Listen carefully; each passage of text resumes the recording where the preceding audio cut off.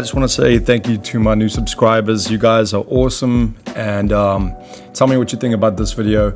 I was using up a bunch of leftover paint. I'm kind of low on money, so I couldn't be able to buy new paint, so I actually used anything that I had in house just to get another video out for you guys.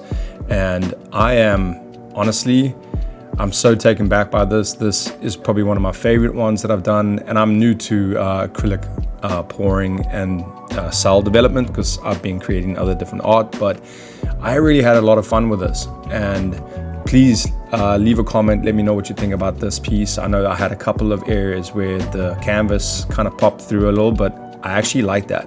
Let me know what you think.